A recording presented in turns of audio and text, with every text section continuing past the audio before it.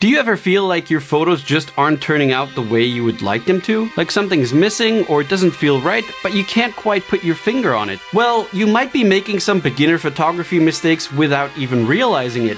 And trust me, I've made all of these mistakes when I first started out, but over time with practice and research, I've learned how to avoid these. So in this video, I'll go over 5 mistakes that most new photographers make, and more importantly, I'm going to show you some easy tricks on how to avoid these so you can start to level up your photography skills. When you're first starting out with photography, one of the most difficult things to get right is getting a good exposure without losing any details in your image. A big mistake, and one that I used to make all the time, is trusting my camera monitor or viewfinder.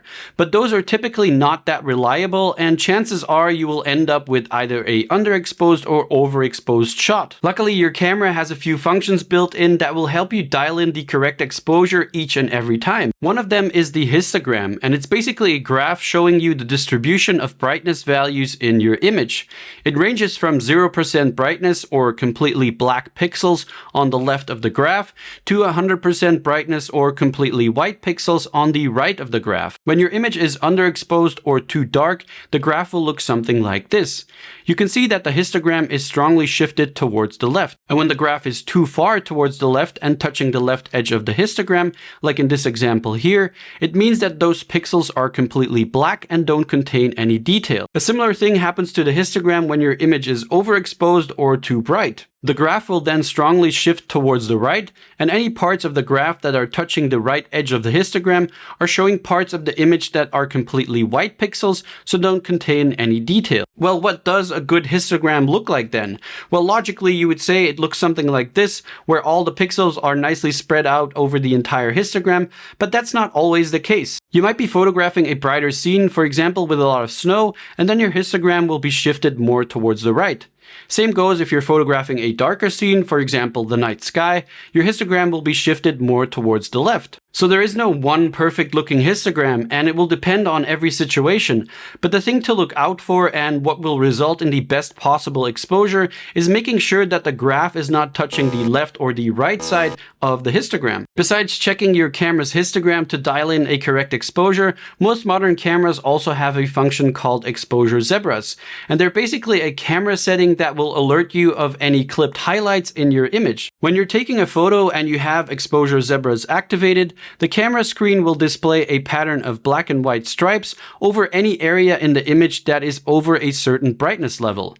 You can then adjust the camera settings to make sure that you're not overexposing any highlights. Older DSLR cameras will have a similar function that is often referred to as highlights alert or blinkies. One thing that can really make or break a nice photo but can be so easily fixed are crooked horizons or photos that aren't level. It's quite a typical mistake among beginner photographers, and no matter how beautiful an image might be, a tilting horizon is disturbing and will ruin an otherwise possibly great photograph. Especially when you're shooting handheld, it can be quite difficult to hold your camera perfectly straight and make sure that your shot is not tilting towards the left or the right. But even when your camera is mounted on a tripod, it's nice to make sure that it's perfectly level.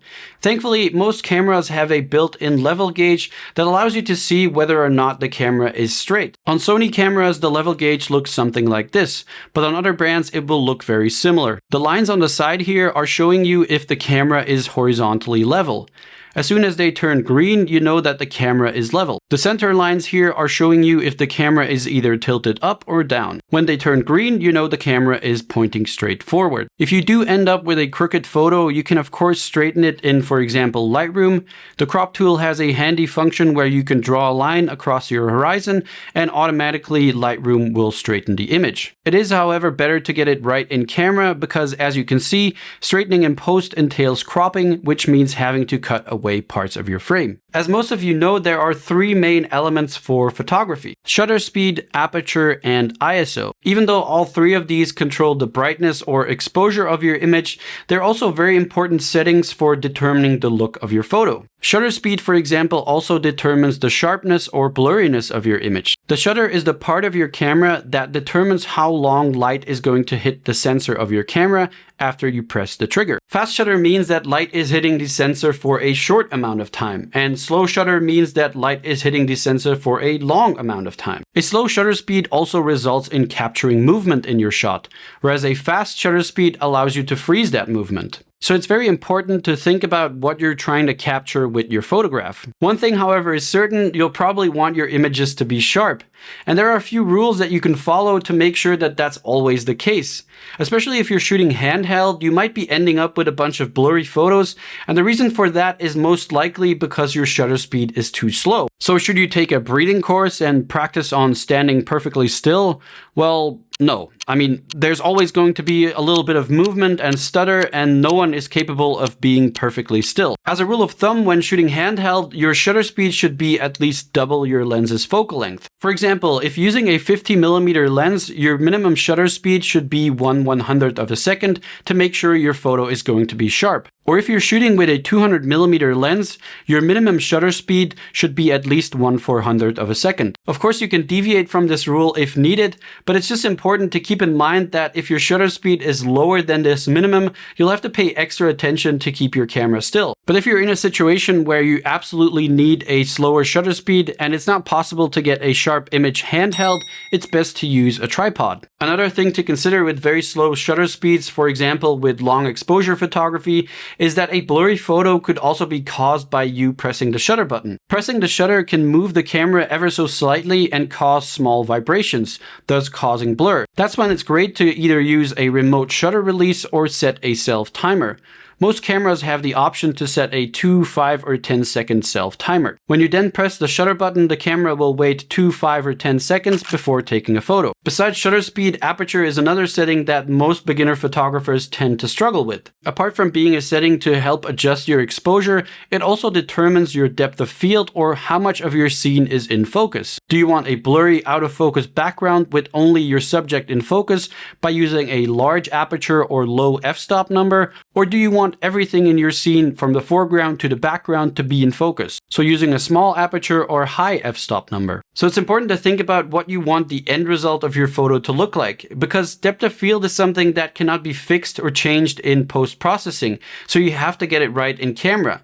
Luckily, there are some general rules to follow. For example, in landscape photography or also in architectural photography, you typically want everything in the photo to be in focus. So using an aperture between f8 and f16 and focusing in the middle of your frame will usually result in a front to back focus. And with the emphasis on usually, because that's only the case when all the elements in your frame are relatively far away from your lens, or I should say at relatively the same distance away from your lens. Like in this photo here, I was pretty far away from the church, and even though the mountains in the back here are still much further away than the church, they'll still be in focus. And if you're photographing a scene where everything is far away, like this shot where I'm just shooting into the distance and there's not really anything in the foreground, I could shoot this at a larger aperture or a lower f-stop and everything would still be in focus. And that's simply because in this case, the scene itself doesn't have a very deep depth of field. Another extreme example is where your lens is very close to certain elements in your frame. Like in this photo, for example, where the lens was almost touching the plant. Here we have an extremely deep depth of field, and even shooting at a high f-stop number won't result in that foreground element being in focus. And in that case, the only thing you can do to get perfect front to back focus is by using a technique called focus stacking. And that's something for a whole other video, but for now it's just important to know that using a high f-stop number doesn't necessarily result in everything being in focus, but it also depends on the depth of your scene. Now, there might also be situations where you actually want to blur out a lot of your scene and only have your subject in focus. And this is most often the case with portrait photography, wildlife photography, or maybe product photography. And typically in these styles of photography, you'll want to shoot with a much lower f-stop number, so anything from f1.8 to f4. And again, here the distance from your lens to your subject will change how much of your subject is in focus. If you're, for example, taking a photograph of a product and the product is right in front of your lens, using an f4 aperture will only get a small part of your product in focus and blur out the rest. But if you're photographing a bird that's maybe 10 or 20 meters away from you, that same f4 aperture will get the entire bird in focus and only blur out the background. So unfortunately, there's no one magical aperture number that will do it all, but the mistake here is never changing your aperture or not understanding what impact it has on your photo. Having a clear understanding of how your aperture changes depending on your scene and on the end result you're going for is going to determine what aperture is the best. And the best way to master this skill is through trial and error. Alright, this last mistake, however, is a lot easier to learn, and it's essentially a shift in your mindset or changing the way you're thinking when you're out shooting. And it's not necessarily a beginner mistake, because I think a lot of seasoned photographers fall victim to this error as well. What I'm talking about is changing your orientation. In this era of social media, and especially media consumption on our smartphones, we've grown a lot more accustomed to seeing images in a portrait orientation, because that's the way we usually hold our phones, and how a lot of images we are seeing throughout our daily lives are being presented to us. So I think it's easy to get stuck in this portrait orientation when you're out taking photos, because you might be thinking of what will look best on my social media feed, and therefore shoot everything in portrait so it will fit that ideal ratio. And even though some images do work better in portrait mode, for example to emphasize a foreground or to include more of the sky, it's important to switch up your camera's orientation, because simply turning your camera from portrait orientation to landscape orientation, or vice versa, might reveal completely different compositions and result in a very different image. And there's no right or wrong here. Landscape photography isn't by definition only shot in landscape orientation, and portrait photography isn't exclusively shot in portrait orientation. It's just best to see what works for the situation, and I would say even always shoot both options anyway. There's nothing worse wishing you had a certain shot in landscape when you only took it in portrait. Another thing I see a lot of beginner photographers struggle with is properly setting up their camera. It can be quite challenging to find your way through complicated camera menus and figure out what settings you might want to change. So make sure you watch this video here, where I share with you 8 camera settings that will help you get the most out of your camera.